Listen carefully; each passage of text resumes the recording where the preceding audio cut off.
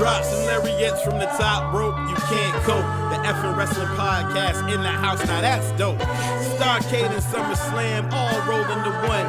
Drop kick, sleeper holes, 1, 2, 3, done.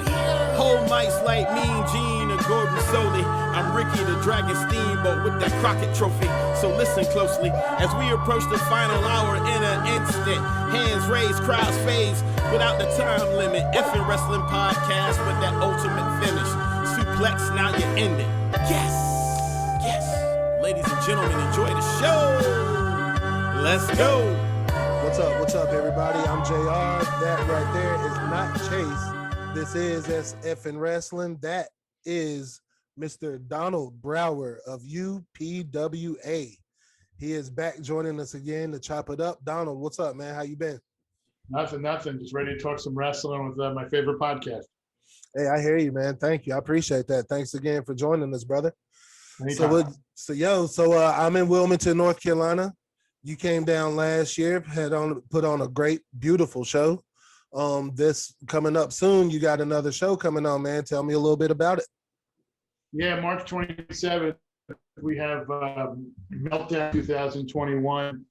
It's kind of a mix and match because COVID has kind of kicked us in the balls.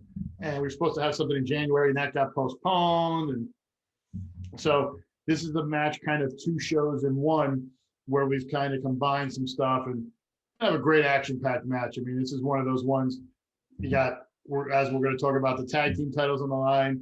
You got the heavyweight title going to be defended, the cruiserweight title, and we got some other intriguing matchups with some young guys who I think are going to be very impressive. I think this is going to be one of those shows where people will leave and in the future be able to tell their kids, hey, I saw that guy live one time in North Carolina, when they see him on the big screen in WWE in like 10 years.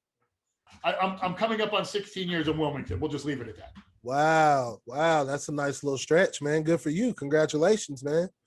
This got to be hard to do. It is, because you know what it is? It depends. It's such a, as you do it, it's such a difference because it's never like the beginning. Mm-hmm. You have to deal with multiple personalities. You obviously, as an independent promotion, you have to deal with, guys who could get signed and this and that. And then you're going to get guys who are, pardon the line, guys who are just assholes. And, right. They want to quote you one price and then they get there and all of a sudden it's different. Or you discuss something with money and then you advertise and you're like, well, if you want me to come, and then I look like an idiot if nobody shows up. So right. And you deal with that. And then stuff changes. And then the same with buildings and stuff. You'll have really people who want to help you at the Armory. And there were some people at the Armory who were just complete pricks.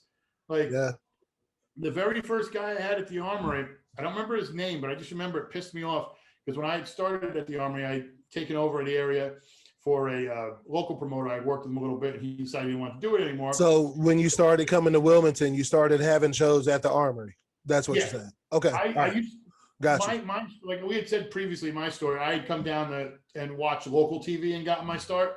Right. And I had done some stuff in New Jersey, limited stuff.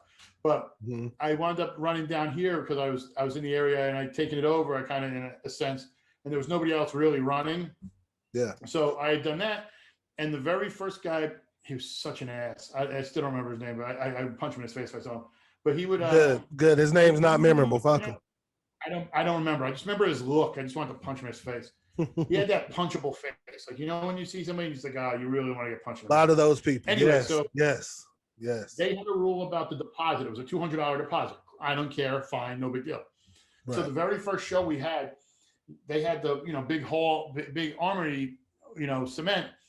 And he went to this back corner where I knew no wrestlers had gone. And he put his finger on the ground and said, oh, sticky, $100 off your deposit. And I was like, this son of a bitch is going to try to steal my $200 deposit. So he pulls that bullshit. He pulled that bullshit the first. Second one, I go back. I have one of my guys who have the camera. Basically, I knew what was where. He tried it again. I said, really? Because I got video proof that nothing was there. And he was like, So then we got another guy who was really good. I had him for years. Was really cool with me. He didn't even worry about the deposit. Like, I put it down and he just kept rolling it over. Because what's the point of you giving me the money back for me to give it to you the next time for a show, a month later? So we did that. and he was there, and we had a bunch of other people, and then there was another guy who was a real dick, and he was, I guess, put in charge, and he thought like, I'm going to tell you what's what, and I'm like, dude, I was in the military too. Blow off. Like, I'm not going to like let you talk to me like I'm some grunt private piece of shit. Like I'm going to go out there and be like, yo. So we bumped heads a little bit, and then we kind of sorted stuff out. I realized, like, he realized he was an asshole. I realized I was an asshole, and we kind of worked it out. So, like, we were kind of like, okay, whatever, it's all good. Yeah. And then, like, he was strange. I'll give you a strange story about this guy. All right.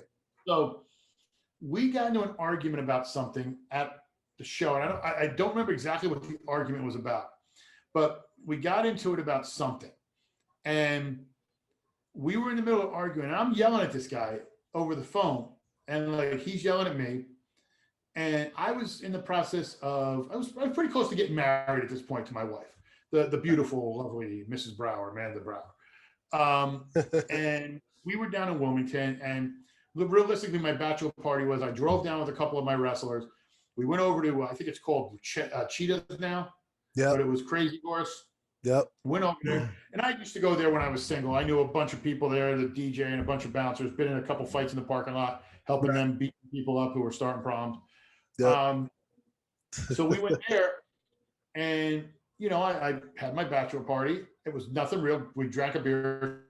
So we went to Waffle House, went back to my mother's house in Southport. That's where we were staying for the night. And then we left the next day. So I think I talked to him the next day or Monday.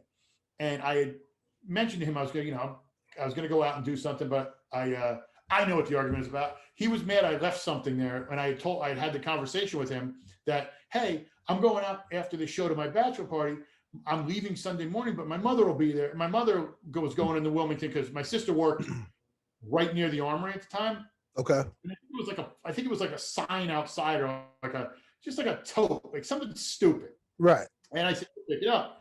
So he called me all Monday morning, pissed off that I left something there. And I said, we had this conversation. And I started yelling at him. I motherfucked him. He motherfucked me a couple times. And then out of nowhere, he goes, how was your bachelor party? And in my head, I'm thinking, like, I ain't fucking telling you. Like, we ain't friends like that. Yeah. It was just really strange. Out of here. That's weird. I was like, I wanted to be like, no. I was like, oh, it was good. But then in my head, I get phone. I'm like, why the fuck am I telling him this? It's not his business. Yeah. But excuse me. So they did that, and then I don't know what happened. I think I still got to find out. I think they found lead in the dirt or something over there, and they sold it, and now it's something else. There was something going on that they couldn't do it. There was something contaminating it because I had something set up to do some stuff there, and it helped me move a little bit because now I'm up at the Ogden YMCA. I've done some stuff. I've done some stuff outside since. We had our 15th anniversary show last year outside in the parking lot of Cardinal Lanes. Oh, wow. We did it out there. We've done some stuff in Southport. I've done some stuff at some local high schools and doing stuff. That's just a rigmarole dealing with the bureaucracy bullshit. Yeah. But, other than that, I mean, it's pretty much been the same. It's just everything changes. It's like nothing stays the same. So you're almost dealing with different personalities. I mean, there's a few guys who I've dealt with for years, and there's other guys who I'm kind of currently dealing with, and you see it. And you get the friends you see, and you kind of there's other people who pretend they're your friends, and then they do fucked up shit, and it's like, oh, we were never that close anyway, and it's whatever. But I'm sure, man. I'm sure it's difficult, man, because running an independent company like you do. The people that you hire to come in and everything, they're grown-ups. You know what I mean? They have lives, they have jobs, most of them, I guess. And so they're coming in with an ego and everything already. So how is that kind of dealing with, balancing that out, dealing with those egos and everything on a business level and a personal level? Well, here's the thing. I understand people are going to have egos. A lot of times you get people who, they wrestle in front of their friends and family. And, they do stuff, and all of a sudden they're the greatest wrestler in the world. And they come into my company and they're not treated that way. And they either pout, they lie, or they just get with the program. I mean, if you look at a lot of the guys I have employed for a long time, I'll give you another one. He's, speaking of him coming, on the 27th, LA Tank is making his return. Okay. I've known Tank 14 years, 15 years. He's been a fixture on the show. He's multi-time champ. We're put in the Hall of Fame as an active wrestler. I mean, tons of stuff he's done. Right. There have been times where Tank and he's involved in my wedding, stuff like this, that I wanted to fist fight Tank and Tank wanted to fight me. There's times where that just happens, and then he understands. And you have to explain to people, because I bring an up north. This is gonna sound strange, but I bring an up north personality to a southern show.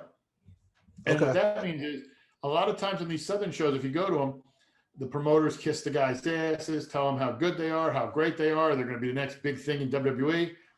I tell people if they're good or the shits. I've had guys come back to me and say, how was my match? I said, it sucked. You're out there doing 1,000 flips and this and that, and you have the end of the match is a school fucking roll up. Like, what? Like, it makes no sense. No sense. And then, I laugh because you were talking about how stuff's changed. I remember being that, I'm 43, but I remember being that mid-20s guy, and I'm like, I'm never going to be that bitter prick who's telling people, wrestling's different and then this and that. Now I'm that bitter prick. I am too. I feel you. I'm 41. I feel you, man. I look at it and I'm just like, I see some of the stuff, and I laugh my ass off about, Facebook is hilarious to me. Some of these wrestling forums. Yeah. And, I know I'm going on a tangent. No, you good. No, you're good. No, it's all good, because it's funny because that's kind of the dynamic me and Chase have, because Chase he's like 10 years younger than me or so, you know what I mean, something like that. So he's kind of he loves the flips and all that kind of stuff, which I do too, to a certain extent. Just make it make sense. Just make it make sense. Like, it's all the big spots. Just make it make sense. Part of the story. And I'm good. If you're just doing it to do it, it makes no damn sense. No. And then, so they're always arguing. You'll see people like the big one this week was how Thunder Rosa versus Britt Baker was the match of the year, and some of the old school guys are like, no, it wasn't, because I personally think Cesaro versus Daniel Bryan on SmackDown was the match of the year. That was beautiful. If you could show somebody and they could say, this is wrestling. Yeah. There were some flips in there. There was some stuff. A nice modern and I use modern. I'm talking wrestling, not not trapeze acts and all that other stuff with the flip. Right. So I would say that, but like, as far as I just seen the guys like, oh well, Vince McMahon's old. He doesn't get it. We're the young group. You just hired Christian Cage, the Big Show, and Sting. What? Yeah. Right. I was watching Sting when I was young. And I'm 43 and now 22-year-old. Oh my God. No, what? No. Sting, Sting's not, I never really cared much for Crow. I never really cared too much for the Crow version of Sting. Surfer Sting is my favorite version of Sting, hands down. I like Sting, but just it's of course. When something happens with WWE, people are like, oh, Vince is an old man. He's gonna die soon. And then AEW does it. Well, wait a minute. Like that popcorn fart of a main event with the barbed wire. Wow. Like that was to me. I looked at that and I was like, what are you trying to do? And then you just it was so dumb. Stupid. That's crazy. But I digress. I don't want to get all the AEW fans get on their computers in their mom's basement and yell at me. Anyway, but like you were saying with egos, everybody has an ego, and there's healthy egos, and you always want a guy in a sense to, when you do stuff, I'm cool with you telling me how good you are. Show me your tape. But you know what? If you think you're that good, go prove it, and have those people leave it and bring in more people next time. Just because you go out there and do your 65, and we try to keep it, to make sense, but you go out there and you do your stuff. Have those people cheering for you. Have people lighting up my message board saying, wow, that guy was great. This guy was great. Boom. And we have guys who do that. And then you get guys who are just believing the people in their ear, and they believe, oh, well, Donnie's a dick. He's holding me down. And then the one biggest thing, and I love this too, is the joke in wrestling is if a wrestler feels they're not getting pushed, they start their own promotion. Look around North Carolina look around Virginia, look around Tennessee, how many guys who are disgruntled and pissed off disappear, start their own promotion. They convince some idiot to be like, hey, you want to be in wrestling? And they spot them the money. They do a horrible show. They wind up getting 2 shows out of it, and the promotion folds. Really? Is there a lot of that going on? I don't know if there is a lot of that going on though. You'll see a lot of people who are like, you'll see a lot of people who wrestle for me or other ones who feel they weren't in the right spot because of something I didn't like about them. Mm-hmm. They leave, they start their own promotion, they run a couple shows, and then all of a sudden it's like, and everybody, I guess, because of how I am, thinks it's super easy to run a promotion and basically keep track of the budget and the talent and the promotion and getting everything done. And honestly, it's been a lot. It's tough for me to book the talent, get the building, so I've kind of diversified. And it is just you by yourself doing all that? Or now. Okay. There's talks, I've used people down there to help a little bit. Like I have a couple great people who help with the flyering and get the word out, the advanced promotion. But as far as sponsorships, as far as booking a building, as far as booking a show, that's all me. Wow, man, that's a lot, man. That's a lot on your table, including I'm guessing you also have a job or whatever else you do in life and family and on top of this, so man, that's a lot. I do that. I take care of a 93-year-old grandmother and make sure she's okay. I'm married, so I have to deal with a lot of my wife's stuff with work, and I help with that. And I cover high school wrestling, so I'm a reporter, so I have to go out and film and do all that stuff. So wow, it's a good time, yeah. Wow, that's all. Hey, I salute you, man. That's amazing. That's good shit. So we're working. I'm trying to. I've always been the one that, and this is kind of my thing was, if I'm going to fail or something's going to fail, I don't want to blame anybody else. I think that's a cheap excuse. So if something happens at a show, say for example, we have a show, and I rely on somebody to do something that I should be doing, and they don't do it. Can I be mad at that person when I could have done it? And I know it's a lot to take on, but I've always been that way. I'd rather not have a built-in excuse or be, pissed at somebody when they didn't put the same effort in as I did, and I don't want to get it done. But my wife's convincing me to kind of trust some more people down there. So we're going to see maybe a couple, little minor changes coming up. Nothing crazy, but it'll help take a little bit off my plate and help me focus on doing some other stuff. But we'll see about how that goes. I've been getting worn down by her about doing it. Hey, happy wife, happy life, right? She's never happy. I'm married too. Hey, I'm married too. I understand how it is. She's already trying to figure out how she can spend her stimulus check on a Disney trip. I'm like, no. But she, I do stuff like that, and it's egos are always going to be there. It's just melding them. It's more how egos interact in the locker room, because you can think you're the greatest thing in the world, but you got to go out there and do business, and that's how it happens. And and it's been hard. There's been guys I've been super excited about who have turned out to be real dickheads, and there's been other guys who I was like, I'll give it a shot, and they wind up surprising me. And the one good thing I'll say about a lot of the guys, especially I would say since about 2011, 12, I get a lot of guys who are recommended or are brought to me. Okay. By people I trust. Yeah, so that's cool. That's cool. And do some stuff like that, and you'll still make a few mistakes. You'll still hit, but of course, my batting average is, I'm good. I mean, no major leaguer hits 1,000, so I'm, shit. They get paid millions of dollars to hit 30%. So that's what I'm hitting at, and I'm clipping at. We get some good guys. We get some, decent talent, and then you get guys who are just dicks, and that's in everything. Of course, that's gonna come. That's gonna come for sure. So as far as running your company and everything, man, I just have another couple of other general questions about it. So as far as storylines and everything, like you do all the storylines and all, or the wrestlers have, input, like what's up with that? How's that go? Some of the wrestlers will pitch stuff and so what we'll do is a lot of times wrestlers will be like, somebody will approach me and say, I really want to work so-and-so. Or in case of certain people, I'm like, hey, is there anybody you're interested in working? I want to bring in some guys you think you'll do, and somebody you guys can have some good matches with. And so a lot of it's just organic from there. Like, so we could have, for example, Tank come back, and he could be doing something and want to work.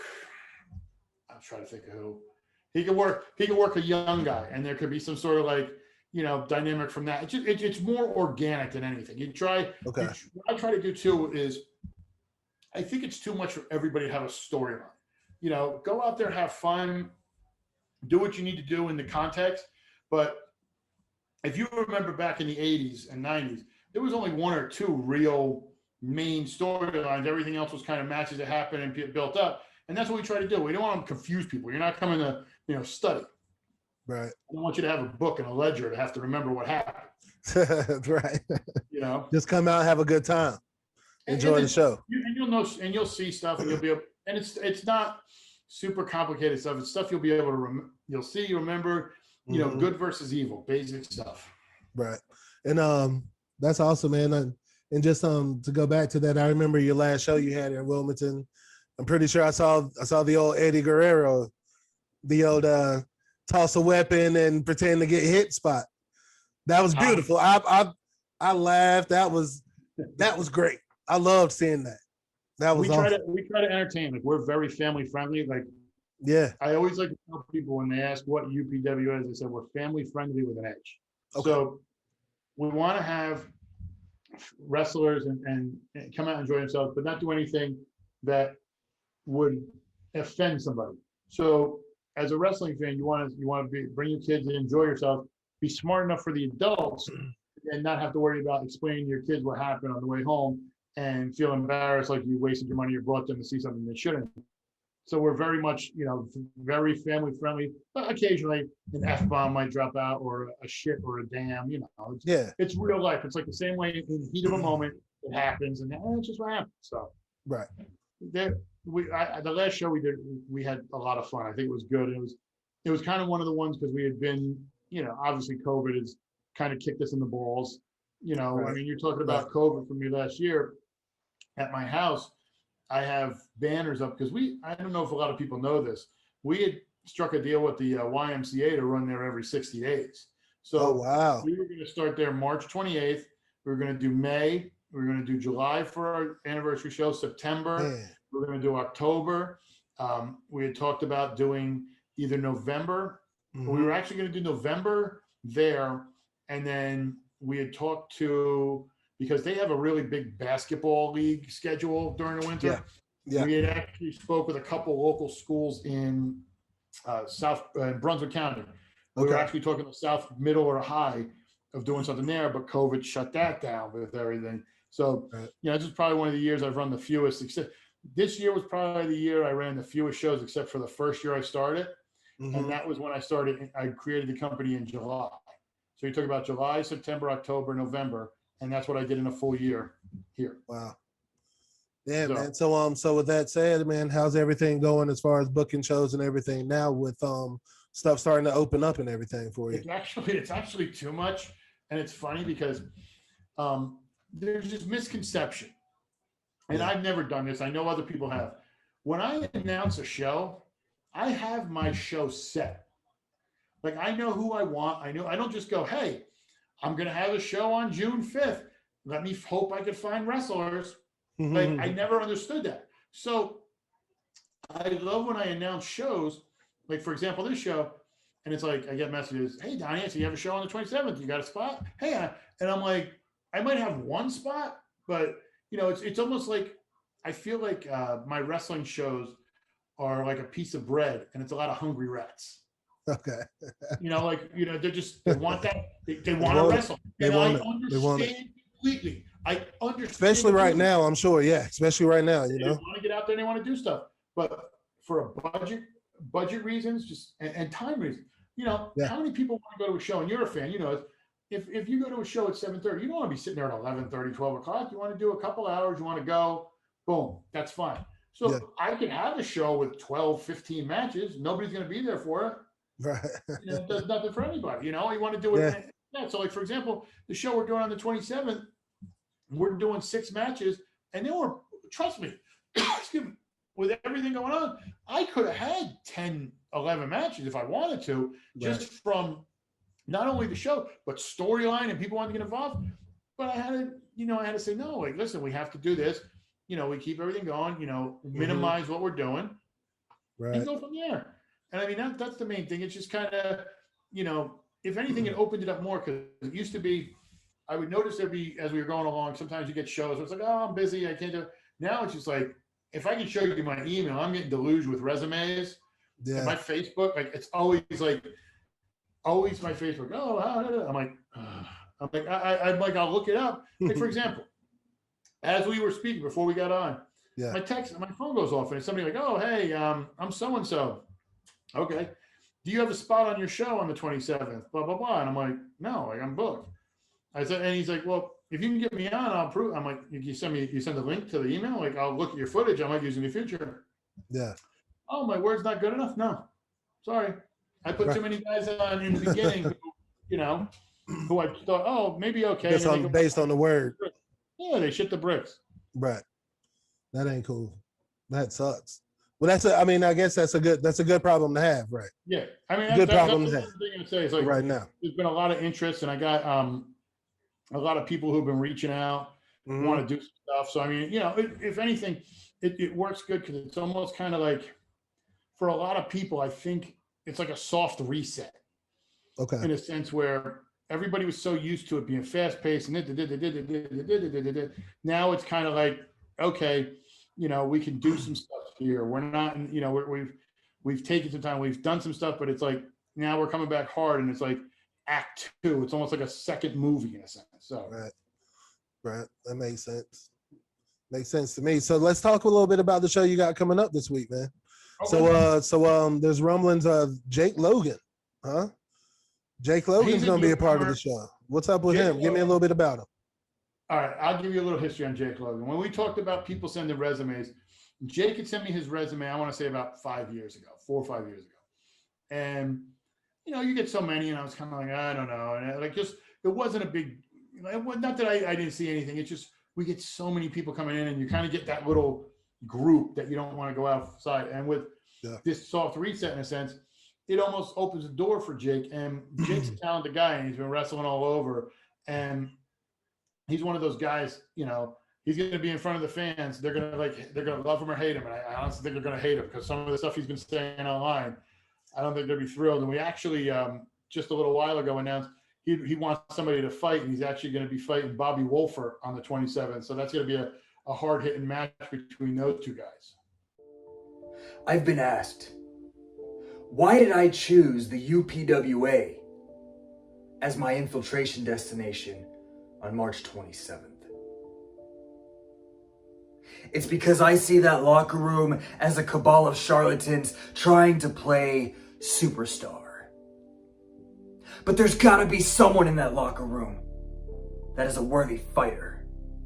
There's gotta be someone in that locker room that's looking to not just entertain, but to fight. Hopefully, there's someone in that locker room that will prove me right. I'm Jake Logan. If you don't like me, fight me. Wow. He wants somebody to fight Bobby Fulton. Bobby Wolfer was in the military, served his country, and is a fighter. So it's going to be he may run around and play a little bit with Monkey and all that stuff, and try to get and have fun with the fans. But when push comes to shove, he's one of the toughest guys in the business, and it's going to be a slugfest between those two. That's awesome, man. I can't wait to see that, because Jake, I saw a couple of clips, and he's talking a little bit of a smack, a little bit of, especially about the locker room and challenging everybody, and putting, so we'll see what's up. There were a lot of people interested in talking to Mr. Logan in the ring, and we felt Bobby Wolfer would be the best. Yeah, there were a few guys who weren't really thrilled with what he had to say. Nice, that's what's up, man. I can't wait to see it. And another match I can't wait to see. We had Victor Andrews on the show a few weeks ago. Good interview with Victor Andrews. He's an over 400-day champion, right? Yeah. What? That's impressive, man. Him and I'm sorry. Part of that is COVID. But Right, He's right. been a great champion. He's wrestled all over. I mean, he's wrestled some top guys, and you want to talk about somebody he's going to be wrestling on the 27th, Colby Carino, a man who the son of legendary Steve Carino. Man's had his personal issues in the past. He's fought through them. He's back. He's been on shows before. He's never wrestled Victor Andrews one-on-one in the UPWA. And when we had talked to Colby about coming in and doing something, I had mentioned like, hey, we want to bring you in. You want to do something? And at the same time, I had just gotten a message a little while earlier from Victor Andrews saying he was wanting an open challenge. He would wrestle anybody. He's fiending at the bit to get out there and wrestle.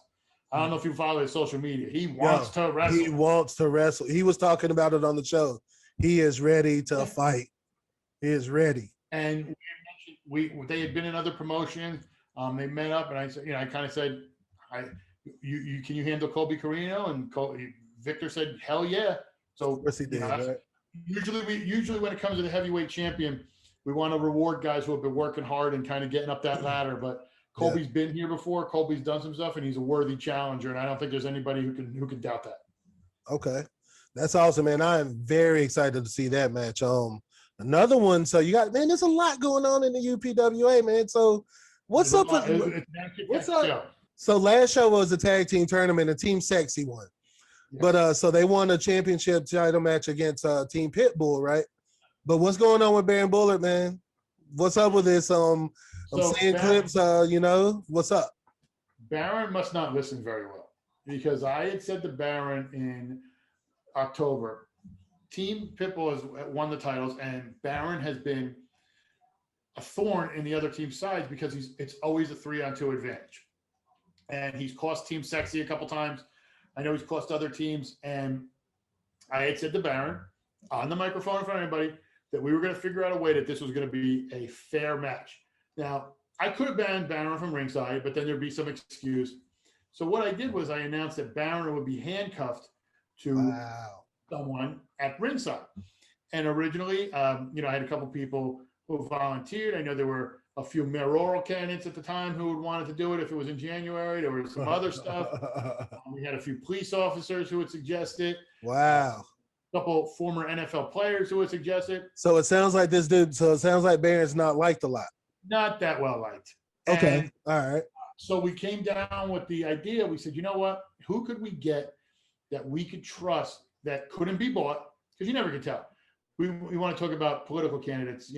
I've wrestled a few on our shows, and I know they could be bought, sold, and like the $1 Million Man. Everybody has their price. But who was one man that we could trust to basically be there and neutralize Baron?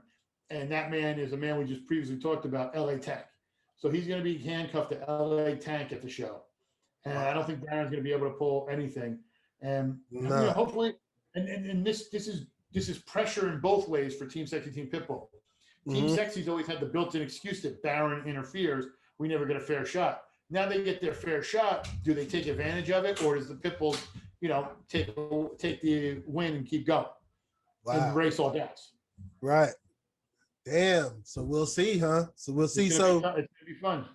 So with Team Pitbull, so going back to Team Pitbull, do they do is it the Freebird rule with them? Does Baron get in the ring? Do they do all three? They do, but essentially it's been just Steven and Trey. Okay. Got you. And I didn't see that they weren't on the show last time because they're the champs and they were the tournament was they made an appearance. They made an appearance. Sorry, they did make an appearance, but I didn't see them wrestle in the ring, if you will. No, you saw him in the ring afterwards, beating up Team Pitbull. Beating up Team Pit, yes, beating the hell out of Team Sexy, yes. But it was a very impressive win, very courageous and brave win by Team Sexy, because Mr. Magnificent, if I'm not mistaken, got injured in the first match of the tournament. In the first match, so his Sweet Daddy D took most of the second match. He got injured, right? And not only did they get attacked on the way out to the ring, but their opponents, Viva La Amish, had to buy into the finals because the other team they were supposed to face went to time limit draw.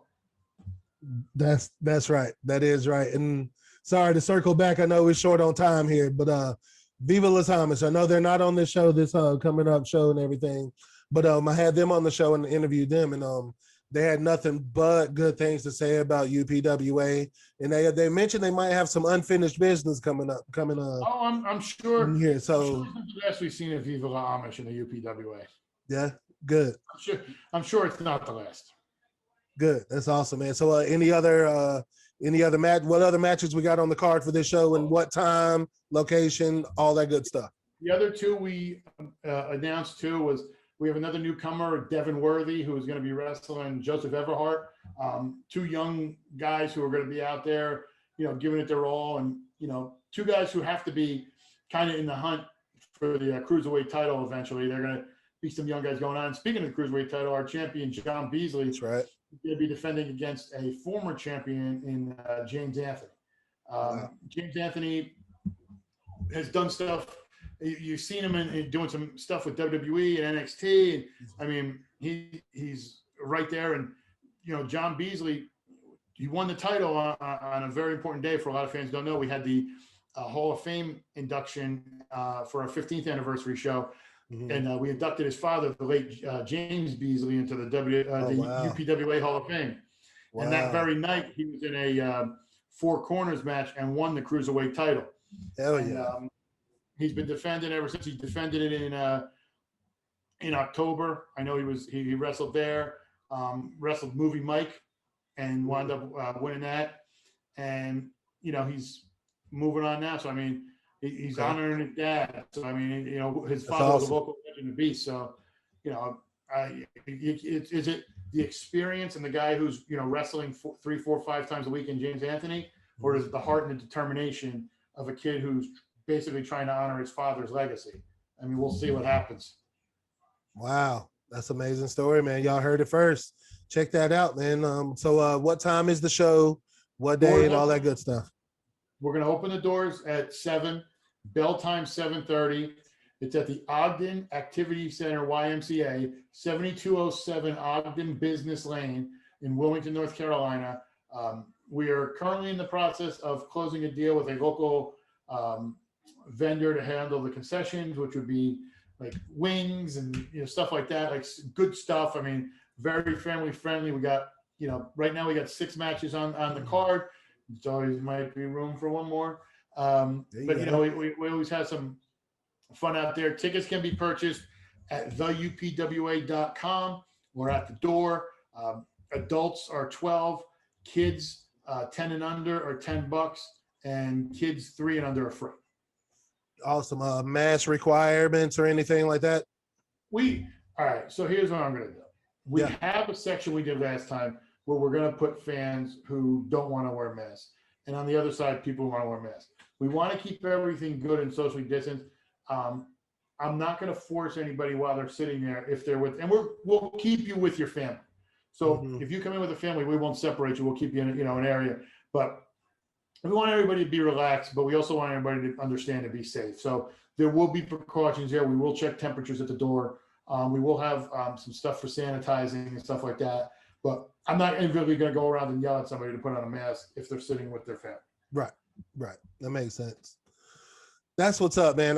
I can't wait for it. I'm looking forward to it. Looking forward to seeing all the action. Looking forward to seeing your shows. They're always great shows, fun shows. Good to be a part of. Some good fun entertainment, man, and some good live wrestling, man. Let's get back to it, baby. Please, let's get back to it. Please. Definitely, man. Anything else you want to throw out there for the people, or anything else, man? What you got? Like I said, you follow us on all the social medias. UPWA_pro on Twitter, UPWA Nation on Instagram. UPWA Pro Wrestling and UPWA Nation on Facebook, YouTube, same thing, UPWA. A lot of people were saying that the Thunder Rosa match was the match of the year from Wednesday. I don't agree. Cesaro versus Daniel Bryan, go watch it. Timothy Thatcher versus Tommaso Ciampa also. That was a bit too. I'll give that. That was a good match too. Right there. And then I just want everybody to come out and have some fun and enjoy themselves. Get everything's going on so crazy with the bullshit and everything. Grab your kids, come out, enjoy yourself, have a night out. Some family fun. you're not going to be disappointed. If you're not a wrestling fan, first of all, you're not a wrestling fan. I don't know why you'd be listening to the podcast, but whatever. Right. But if for some reason you're not sure, give us a shot. You know how many people we've converted to being fans just from the entertainment aspect? So give us a shot and we'll see. And like I said, we got plenty more planned up. We're gunning up for our 16th anniversary show. We're going to be making announcements for that. Hopefully we'll be back in Southport for the 4th of July festival, whatever they do there. And we got other stuff coming up and, we'll see what happens. Nice. Sounds good, man. Thanks again for joining us, man. It's always good to talk to you. We'll do it again soon, huh? We'll definitely do it again soon. And listen, thank you for having me. You guys are my favorite podcast, and I really enjoy listening to it. So, thanks for giving me the time. So I know you got a ton of people always wanting to come on here. So thank you for making the time for me to come up here, before my show. Open invitation, man. Anytime. Y'all check him out, man. Donald Brower at UPWA. Check that show out if you're in town. Thanks for joining us here on Effin' Wrestling. Peace.